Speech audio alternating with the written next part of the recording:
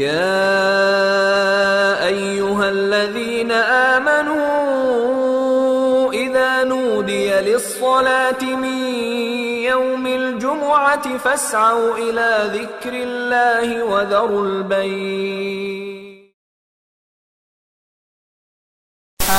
إن الله كان عليكم رقيبا يا أيها الذين آمنوا اتقوا الله وقولوا قولا سديدا يصلح لكم أعمالكم ويغفر لكم ذنوبكم ومن يطع الله ورسوله فقد فاز فوزا عظيما أما بعد فإن أصدق الحديث وخير الحديث كتاب الله وخير الهدي محمد صلى الله عليه وسلم وشر الأمور محدثاتها وكل محدثة بدعة وكل بدعة ضلالة وكل ضلالة في النار. أعوذ بالله السميع العليم من الشيطان الرجيم من همزه ونفخه. بسم الله الرحمن الرحيم. فإن آمنوا بمثل ما آمنتم به فقد اهتدوا وإن تولوا فإنما هم في شقاق. سورة بقرة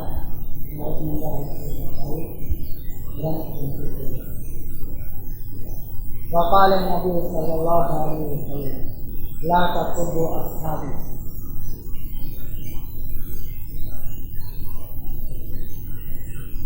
ولو أنفق منكم مثل أحد ذهبا ما أنفق مثل مدهم ولا نصيب أو كما قال النبي صلى الله عليه وسلم. تمام قسم کی تعریف کبریائی بڑائی اچھائی خامخائی اللہ رب العالمین کے لیے ہے کہ جو ہمارا خالق و مالک ہے. سبحان اللہ و بحمدہ عدد خلقہ ورضا نفسہ وزنة عرشہ ومداد کلماتہ. سبحان اللہ و بحمدہ وسبحان اللہ العظیم. اب یہ شمار درود سلام تمام حمد یا ذکر خصوصا رحمت للعالمین صلی اللہ علیہ وسلم پر کہ جن کی بدولت ہم دین یا اسلام اور اسوہ الحسنہ ملا. اللہم صلی اللہ علیہ وسلم صلی تبارک علیہ وسلم. بزرگوں دوستوں خانیوں اور عزیز پیارے بچوں اور ماں اور بہن، آج جو بات بیان کرنی ہے وہ یہ ہے کہ نوجوانان صحابہ کرام کی مثالی زندگی. وہ نوجوان صحابہ کرام جن لوگوں نے اپنے عظیم کردار سے، اپنی عظیم خدمت سے اسلام نے اپنا نام روشن کیا اور اللہ ان سے راضی ہو گیا. وہ اللہ سے راضی ہو گئے اور اللہ ان سے راضی ہو گئے. خطبہ مصنونہ کے بعد میں نے ایک آیت سورہ بقرہ کی آیت نمبر 147 کیا ہے؟ فَإِنْ آمَنُوا بِمِثْلِ مَا آمَنْتُمْ بِهِ فَقَدِ اهْتَدَوْا. مراد تو پہلے کفار مکہ تھے یا مدینہ کے جو یہود ہیں وہ سارے لوگ تھے، لیکن یہ قیامت تک آنے والے سارے انسانوں سے یہ خطاب ہے، اعلان ہے، چیلنج ہے. فَإِنْ آمَنُوا بِمِثْلِ مَا آمَنْتُمْ بِهِ فَقَدِ اهْتَدَوْا کہ اگر تم ایمان لائے اور ایسا ایمان لائے جیسے صحابہ کرام نے لایا تب تو تم کامیاب. یعنی کمپیئر کرو، موازنہ کرو، ڈفرینٹ دیکھو. صحابہ کرام کی زندگی کیسے تھی، ہماری زندگی کیسے تھی. صحابہ کرام کے عبادات کیسے تھے، ہماری عبادات کیسے ہیں. صحابہ کرام اطاعت اللہ اطاعت رسول کے کیسے تھے اور ہماری زندگی کیسے تھی. اگر میچ ہو جائے مس میچ ہو جائے کہیں سبب ہو آگے پیچھے ہو جائے کہیں تولوا فإنما هم فی شقاق، تو تم اختلاف انتشار میں ہو، نفرتوں میں ہو. تو گویا قرآن کی طرف سے جواب ہے کہ بھائی اتحاد کا کیا ہے. تو اس کا جواب یہ ہے کہ صحابہ اکرام کی طرف زندگی کا اور صحابہ اکرام کی زندگی میں سب سے پہلا مقصد کیا ہوتا تھا کہ اللہ کی رضا. یہ چیز آ جائے نا پوری زندگی، پوری لائف ول بی چینج ہو. بدل سکتی ہے، کوئی روک ہی نہیں سکتا ہے۔ لیکن آج ہمارا عمل کیا ہے، ہماری لائف اسٹائل کیا ہے، ہماری عبادات کیا ہے، صدقہ خیرات روزہ نماز کیا ہے، قرآن و حدیث کے مطابق ہماری زندگی کیسے ہے، یہ سب ہے۔ تو آج ہم لوگوں میں انتشار اسی لیے ہے کیونکہ ہم نے منہج صحابہ کو چھوڑ دیا، جس کی گارنٹی اللہ رب العالمین نے دی ہے۔ ایک سمپل اور آئیڈیل بنا دیا ہے کہ تمہیں کیسے اللہ کے رسول کے ساتھ کرنی ہے، جیسے صحابہ، تمہیں اپنی زندگی کیسے گزارنی ہے، جیسے صحابہ کرام نے گزاری۔ اللہ نے حکم دیا، نبی نے اس کو عمل میں کر کے بتایا، اور پھر نبی کے عمل کو دیکھ کر لوگوں نے اپنے عمل کو سدھارا، وہ صحابہ کرام۔ تو علی اطلاق سارے صحابہ کرام کی عظمت واضح ہوتی ہے، چاہے وہ چھوٹا ہو یا بڑا ہو، نوجوان ہو۔ اب ایک اور آیت پڑھتا ہوں جو سورہ توبہ کی آیت نمبر 100 والسابقون الاولون من المهاجرين والانصار والذين اتبعوهم باحسان رضي الله عنهم ورضوا عنه واعد لهم جنات تجري تحتها الانهار خالدين فيها ابدا وذلك الفوز العظيم۔ چاہے انصار میں سے ہو یا مہاجرین میں سے ہو، جن لوگوں نے بھی پہلے اسلام لایا اور ان کے بعد ان کے پیچھے جس نے اسلام لایا، اللہ ان سے راضی ہو گیا، وہ اللہ سے راضی ہو گئے، اور اللہ نے ان کے لیے باغات بنا رکھا ہے جس کے نیچے نہریں جاری ہیں، اور یہ بہت بڑی کامیابی ہے، ہمیشہ ہمیشہ اس میں رہیں گے، اور یہ بہت بڑی کامیابی ہے۔ تو اس سے کیا پتہ چلا، صحابہ اکرام چاہے مہاجرین میں سے ہوں یا انصار میں سے، اللہ نے سب کے لیے ڈگری اتار دی، سرٹیفکیٹ اتار دی، دے دیا۔ کیا کہا؟ رضی اللہ عنہم ورضوا عنہ، اللہ ان سے راضی ہو گیا، وہ اللہ سے راضی ہو گیا۔ اللہ، یعنی ان کے عمل سے، ان کی عبادات سے، ان کے ایمان سے، ان کے منہج سے، ان کے طریقے سے، ان کے سارے اعمال سے اللہ رب العالمین راضی ہو گیا۔ تو جن کی عظمت کا یہ عالم ہے کہ اللہ راضی ہو، تو ہما و شما کا کیا مرتبہ کہ ہم ان کے بارے میں اپنی زبان کھولیں، ان کے بارے میں انگلی اٹھائیں، ان کے بارے میں بحث کریں، ان کے بارے میں ہم ایک دوسرے پر کیچڑ اچھالیں؟ ہرگز نہیں۔ اب ایک حدیث جو پڑھی ہے، اس حدیث کا مفہوم سمجھیے، لا تسبوا اصحابی، کہ تم میرے صحابہ کو گالی مت دو، برا بھلا مت کہو۔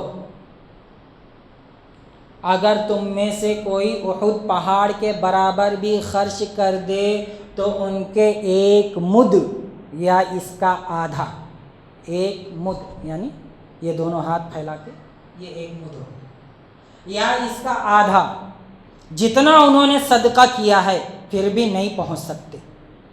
احد پہاڑ کتنا بڑا ہے سن لیے، سمجھ میں آیا؟ نہیں۔ احد پہاڑ کی لمبائی، اونچائی 1117 میٹر ہے۔ کتنا؟ 1117 میٹر یا فٹ، خیر فٹ بھی ہو تب بھی زیادہ ہے۔ اور لمبا کتنا ہے، نیچے زمین پہ پھیلا ہوا کتنا ہے؟ تقریباً 7 کلومیٹر۔ کتنا؟ 7 کلومیٹر۔ اب آپ بولے یہ تو ہو گئی اونچائی اور چوڑائی، اب اس کو ناپیں گے کیسے، وزن کیسے کریں گے؟ آپ بتائیے کتنا کلو ہوگا وہ پہاڑ؟ کوئی اندازہ؟ اربوں ٹن، لاکھوں ٹن؟ نہیں معلوم کتنا ہوگا۔ خیر اس پہاڑ کے برابر بھی اگر کوئی سونا خرچ کر دے تو میرے صحابہ کے ایک ہاتھ دیے ہوئے صدقہ کے برابر بھی نہیں پہنچ سکتا۔ کتنی بڑی عظمت ہے، بہت بڑی عظمت ہے۔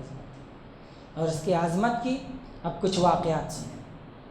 یہ تو رہی قرآن و حدیث سے ثابت ہو گئی کہ صحابہ اکرام بہت عظیم ہیں، ان کا مرتبہ بہت بڑا ہے، اللہ رب العالمین ان سے راضی ہو گیا ہے اور وہ اللہ سے راضی ہو گئے ہیں، اور اللہ نے ہر ایک کے لیے جنت کا وعدہ کیا ہے۔ یہ کہاں پر ہے؟ یہ تو پورے قرآن میں ہر جگہ جگہ بیان کیا گیا ہے، لیکن ایک جگہ صاف لفظوں میں بیان کیا، سورہ حدید آیت نمبر 10۔ کیا فرمایا؟ صحابہ اکرام جو فتح مکہ سے پہلے ایمان لائے اور قتال کیے، اور وہ صحابہ اکرام جو فتح مکہ کے بعد ایمان لائے اور قتال کیے، دونوں کے لیے اللہ نے کیا فرمایا؟ وَكُلًّا وَعَدَ اللَّهُ الْحُسْنَى، each one of them, every one of them، ہر ایک صحابی، وَكُلًّا، کلًا ہر ایک صحابی کے لیے حسنہ کا وعدہ ہے، اور حسنہ کیا ہے؟ جنت۔ حسنہ کیا ہے؟ جنت۔ اب اس تعلق سے یہ ساری باتیں واضح ہو گئی۔ اب دیکھیے مثال نوجوان صحابہ اکرام کی مثالی زندگیاں، اس کے بارے میں پہلا ربیعہ بن کعب علیہ السلامی۔ ربیعہ بن کعب علیہ السلامی تقریباً 16-17 سال کے ہیں۔ اللہ کے رسول صلی اللہ علیہ وسلم کے ہاتھوں پر اسلام لائے، عبادات اخلاص میں بہت لگے رہے، اتنا لگے رہے کہ اللہ کے رسول راضی ہو گئے آپ سے۔ آپ نے کہا ربیعہ if you want something سل ما تريد، کچھ چاہتے ہو تو بتاؤ، کچھ چاہتے ہو تو بتاؤ، آج میں تمہاری مراد پوری کر دیتا ہوں۔ ربیعہ نوجوان تھے، چاہتے تو گھر بار مانگ لیتے، اونٹ اور گھوڑے مانگ لیتے، بڑے بڑے حویلی اور بنگلے مانگ لیتے، سونے کے ڈھیر مانگ لیتے، اور دوسری کوئی عمارت اور ریاست مانگ لیتے کہ فلاں جگہ کا مجھے امیر بنا دیا جائے، لیکن نہیں۔ ربیعہ سمجھتے تھے صحابہ کرام اور اللہ کے رسول سے تعلیم یافتہ ہم لوگوں کی طرح سوچ نہیں تھی کہ ساری سوچ کہاں پر ختم ہوتی ہے؟ قبر پہ، یعنی دنیا ہر وقت میں دنیا۔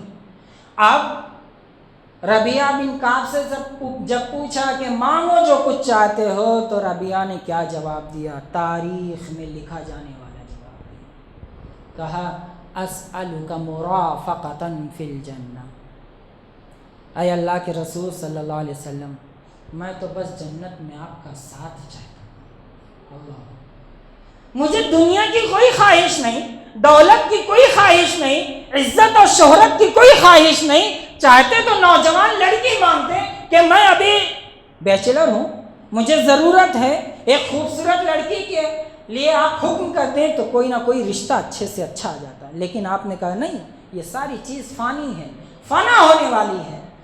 اور اگر ان کی جگہ پہ ہم اپنے آپ کو رکھ کر سوچیں تو کیا مانگتے کہ فلانے سیلیبریٹی ہے، اس کا آٹوگراف مل جائے، کوئی اسپورٹ مین ہے، پرسنالٹی ہے، اس کے ساتھ میں ایک سیلفی ہو جائے، بس اتنی سی خواہش۔ کیوں؟ اس لیے کہ ہم نے ابھی تک آخرت کا مقام کیا ہے یہ سمجھا ہی نہیں ہے، یہ ہمارے دل میں اترا ہی نہیں ہے، نہ ہم نے اس کو اہمیت دی۔ تو یہ تھے ربیعہ بن کعب، جن کی عظمت کا یہ عالم ہے کہ جب اللہ کے رسول نے کہا کچھ مانگنا چاہتے ہو تو مانگو، تو آپ نے جنت مانگا، اور صرف جنت نہیں بلکہ جنت بھی آپ کے ساتھ، جنت میں آپ کے ساتھ رہنا چاہتا ہوں۔ تو اللہ کے رسول صلی اللہ علیہ وسلم نے کہا فَإِنْ عَلَيَّ نَفْسَكَ بِكَثْرَةِ السُّجُودِ، تو تم ایسا کرو زیادہ سے زیادہ نوافل کا اہتمام کرو، تو انشاءاللہ مجھے جنت میں میرے ساتھ ہی رہو گے۔ اللہ اکبر۔ اب دیکھیے یہ زید بن ثابت،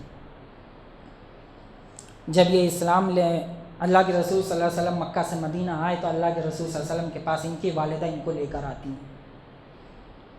اس وقت ان کی عمر 11 سے 13 سال کی ہوتی ہے۔ کہتے ہیں اللہ کے رسول اسے اپنی خدمت میں رکھیے، اس کو دین سکھاتے رہیے گا۔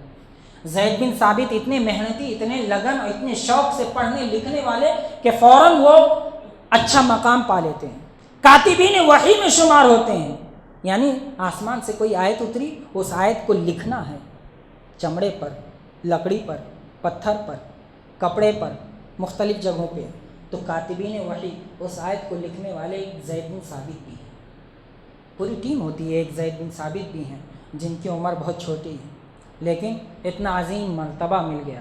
اور پھر ان کی محنت اور ذہانت کو دیکھتے ہوئے اللہ کے رسول نے ایک گزارش کی، کیا کہا؟ تعلم لی کتاب یہود یا زید، زید یہودیوں کی لینگویج سیکھ لو، اس لیے کہ مجھے اس کی ضرورت ہے، ان کے لیٹرز کی جواب دینا ہے، پڑھنا ہے، رپلائی کرنا ہے، تو ایسا کرو ان کی یہودیوں کی زبان سیکھ لو۔ تو یہ زید بہت موٹیویشنل اسپیکر لوگ ہیں، سب کیا سے کیا باتیں بتاتے ہیں، لیکن صحابہ اکرام کے بارے میں بھی کوئی بتائے، بہت سی باتیں بیان کرتے ہیں۔ دیکھو یہ باتیں تو کہیں نہیں، کسی نے نہیں سنی ہوگی الا من رحم ربی۔ کیا بیان فرمایا کہ تعلمت اللغۃ السریانیہ 15 لیلۃ حتی حذقتہ، کہ میں نے سریانی زبان کو 15 دنوں میں سیکھ لیا، اور سیکھا نہیں بلکہ حتی حذقتہ، I am become experienced، experience ہو گیا، ایکسیلنٹ لیول پہ پہنچ گئے، ماہر ہو گئے اس کے۔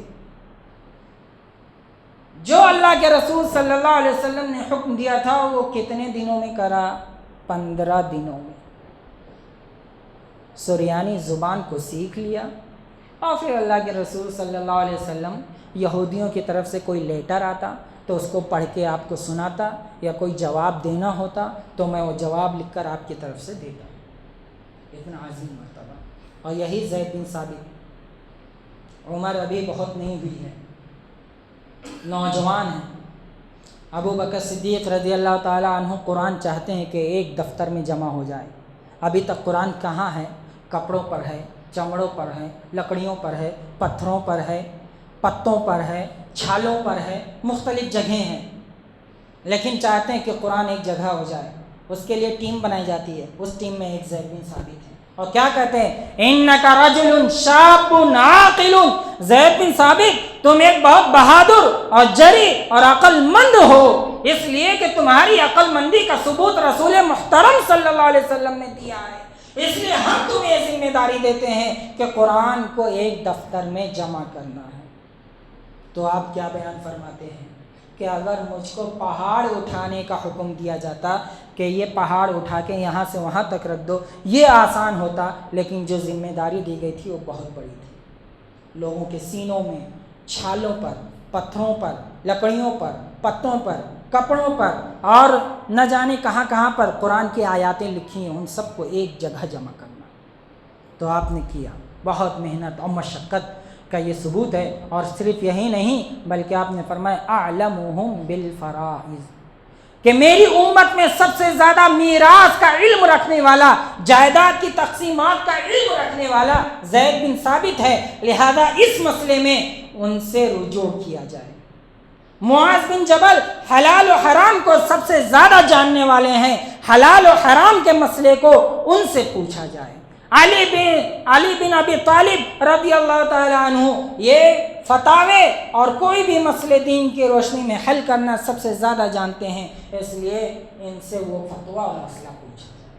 اور سب سے زیادہ قرآن کو پڑھنے والا ابی بن کعب ہیں، لہذا تمہیں قرآن کو پڑھنے میں کوئی بھی مشقت اور تکلیف اور پریشانی ہو یا کوئی رجوع کرنا چاہتا تو وہ ریفرنس ہیں دیے، 2000 ریفرنسز، کہ یہ لوگ ریفرنس ہیں، ان سے ملو، ان سے پوچھو، یہ جو بتائیں وہی صحیح ہے۔ یہ صحابہ اکرام کی عظمت ہے۔ یہ عبداللہ بن عباس کو کون نہیں جانتا؟ جب یہ اللہ کے رسول صلی اللہ علیہ وسلم کے پاس آئے تھے تو عباس کے ساتھ آئے تھے، اس وقت ان کی عمر 8 سال کی تقریباً تھی۔ اللہ کے رسول صلی اللہ علیہ وسلم کے ساتھ زیادہ تو نہ رہ سکے، لیکن اس کے بعد انہوں نے اتنی محنت کی، اتنی مشقت کی، پڑھائی میں اتنا آگے نکلے کہ ہر آیت اور حدیث کو ایک صحابی سے صرف پوچھنے پر اکتفا نہیں کرتے، بلکہ 17 یا 21 صحابہ اکرام سے ایک مسئلے کو پوچھتے، ایک مسئلے کو 21 لوگوں سے پوچھتے۔ کتنے لوگوں سے؟ 21۔ اتنا پڑھا، اتنی محنت کی، اور کیوں نہ ہو اللہ کے رسول صلی اللہ علیہ وسلم نے آپ کو دعا دی تھی، اللہم علمہ الکتاب والحکمہ وفقہہ فی الدین وعلمہ التاویل، کہ اللہ رب العالمین انہیں تو دین کی باریکی عطا فرما، قرآن کی باریکی اور سمجھ عطا فرما، اور یہ عالم ہوا، دعا اللہ نے قبول کر لی، اور آپ حبر الامہ، مفسر الامہ، بحر الامہ یعنی علم کا سمندر آپ کو کہا گیا۔ تفسیر جب تک عبداللہ بن عباس کوئی تفسیر بیان نہ کریں کوئی تفسیر نہیں ہوتی۔ عبداللہ بن عباس نے اتنا مقام پیدا کر لیا کہ عمر بن خطاب رضی اللہ تعالیٰ عنہ اپنے مجلسوں میں ساتھ میں رکھتے۔ دیگر صحابہ اکرام نے کہا کہ آپ بچے کو اتنے بڑے بڑے خلافتی امور میں ساتھ رکھتے ہیں، تو کہا کہ نہیں، تم اس کے مقام و مرتبہ کو نہیں جانتے، کبھی بتاؤں گا میں۔ وقت ملا تو ایک دن کہا کہ چلو اذا جاء نصر اللہ والفتح ورأیت الناس يدخلون فی دین اللہ افواجا، اس کا مفہوم بیان کرو۔ تمام صحابہ اکرام نے کہا کہ مکہ فتح ہو گیا ہے، لوگ دین میں آ گئے ہیں، یہی بات کہی گئی ہے بس، اور کیا ہے۔ کہا دیکھو اب تم عبداللہ بن عباس سے پوچھتے ہو، جن کو کہتے ہو کہ انہیں میں ساتھ کیوں رکھتا ہوں، ان سے بھی سن لو۔ تو کہا کہ بتاؤ عبداللہ بن عباس اس صورت کی تفسیر کیا ہے؟ تو آپ نے فرمایا اس صورت میں یہ بات ہے کہ مکہ فتح ہو جائے گا، لوگ دین اسلام میں داخل ہو جائیں گے، اور نبی محترم آپ کی ذمہ داری پوری ہو گئی ہے، اب آپ کے خاتمے کا اور آپ کے دنیا سے جانے کا وقت آ گیا ہے، اس لیے آپ استغفار کریے۔ یہ نئی بات جب صحابہ اکرام کو معلوم ہوئی، سب زار و قطار رونے لگے، سب کے آنکھوں سے آنسو جاری ہو گئے، اور پھر کہا کہ ہم غلطی پر تھے۔ کون نہیں جانتا مصعب بن عمیر کو؟ ایک نوجوان ہے مکہ کے، جب یہ کپڑے پہنتے تھے تو لوگ چھو کر دیکھتے تھے، مصعب تم نے کیا بہترین ملائم کپڑا پہنا ہے، ایسا کپڑا تو پورے مکہ کے فرد میں کوئی نہیں پہنتا ہے، اور جب خوشبو لگا کر نکلتے تو جس راستے سے گزرتے لوگ جان جاتے کہ یہاں سے مصعب گیا ہے۔ لیکن جب آپ اسلام لے کر آئے تو ساری بناوٹ کو چھوڑ دیا، سارے عیش و آرام کو ترک کر دیا، اور دین پر لگ گئے، اور سادہ زندگی گزارنے لگے، اور دین پر اس قدر لگ گئے، اتنی محنت کی کہ اللہ کے رسول صلی اللہ علیہ وسلم نے مدینہ کا معلم ان کو بنا کر بھیجا۔ ہم نوجوانوں کے اندر کتنا اکڑ ہے، کتنا غرور ہے، کتنا غصہ ہے، کتنا جلدی پن آ جاتا ہے کہ بات بات پہ لڑ پڑتے ہیں، بات بات پہ ایک دوسرے سے بحث ہو جاتی ہے۔ لیکن یہ ایک مصعب بن عمیر ہیں، نوجوان ہیں، تقریباً 20 سے 25 سال کی عمر ہے، مدینہ میں معلم بنا کر بھیجے گئے، وہاں کا داعی بنا کر بھیجے گئے۔ آپ نے ایسے دن رات محنت کی، اخلاص و للہیت کا وہ قربانی پیش کیا کہ جسے دنیا دیکھتی رہ گئی۔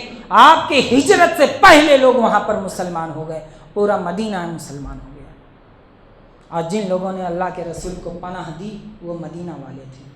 اب مدینہ میں جو مسلمان ہوئے وہ کس کی محنت تھی؟ مصعب بن عمیر کی محنت تھی۔ یہ مصعب بن عمیر ہیں، کوئی لڑائی نہیں کیا، کوئی تیر تلوار نہیں چلایا، وہاں پہ جا کے حکمت سے، مصلحت سے، عقل مندی سے، دانش مندی سے ایسا دین کا جال بچھایا کہ صرف دین کا نہیں بلکہ دین کے شیدائی بن گئے وہ لوگ، اور اللہ کے رسول کو پناہ دینے والے اور دیگر تمام صحابہ اکرام کو پناہ دینے والے اور اپنے گھر بار میں سارے حصے تقسیم کرنے والے یہی صحابہ ہیں، انصار، مددگار صحابہ اکرام۔ تو ان کے معلم مصعب بن عمیر تھے۔ معاذ بن جبل کو کون نہیں جانتا، یہ بھی نوجوان تھے، یمن میں گئے، کوئی جنگ نہیں ہوئی، جاتی کے ساتھ وہاں پہ آپ نے دعوت و تبلیغ کا ایسا کام کیا کہ سارا یمن مسلمان ہو گیا، اللہ کے رسول صلی اللہ علیہ وسلم نے انہیں بھیجا تھا۔ اور اگر ہم صحابہ اکرام، نوجوانان صحابہ اکرام کی مثالیں دیکھتے جائیں تو بے شمار ہیں اور بہت ہیں، تو لہذا ان ساری باتوں سے یہ واضح ہوتا ہے کہ ہمیں اور آپ کو چاہیے، خصوصاً ہم نوجوانوں کو، کہ صحابہ اکرام کی زندگی کو دیکھیں، اس کو سمجھیں، پرکھیں اور اپنے زندگی میں اتارنے کی کوشش کریں۔ صحابہ اکرام دعوت میں، تبلیغ میں، بہادری میں، جہاد میں، قتال میں، کاروبار میں، ذمہ داری میں کتنے ہم امانت دار تھے، کتنے مخلص تھے کہ جو ذمہ داری دی جاتی اس کو فوراً پورا کرتے۔ یہ اسامہ بن زید ہیں، یہ دیکھیے اللہ کے رسول صلی اللہ علیہ وسلم نے قسم کھا کے کہا، واللہ لقد کان خلیقا للامارہ، یہ اسامہ بن زید تو امارت کے لائق ہیں، ان کا ان کی دانش مندی عقل مندی کا یہ عالم ہے کہ قیادت کر سکتے ہیں، لیڈرشپ ان کے ہاتھ میں آنی چاہیے، اور آپ شمال جزیرہ کی طرف 3000 مسلمانوں کو آپ کے لشکر میں دے کر بھیجا جاتا ہے، اور وہاں سے آپ فاتح ہو کر لوٹتے ہیں۔ یہ وہی اسامہ بن زید ہیں جن کے بارے میں وفات رسول کے بعد لوگوں نے کہا کہ عمارت کو چینج کر دیا جائے۔ حضرت ابو بکر نے کہا نہیں، اللہ کے رسول نے اس بچے کو امیر بنایا ہے تو لہٰذا یہ امیر رہے گا، اور کوئی اس کی عمارت چھیننا چاہتا ہے تو مجھ سے آ کر لڑ لے، کیونکہ جب اللہ کے رسول نے عمارت دیا ہے تو انشاءاللہ عمارت کا حق ادا کریں گے۔ اور 3000 مسلمانوں کے ساتھ جاتے ہیں، روم کے فوجیوں سے جیت کر واپس آتے ہیں، کوئی نقصان نہیں ہوتا ہے، اور یرجع کان سالما غانما،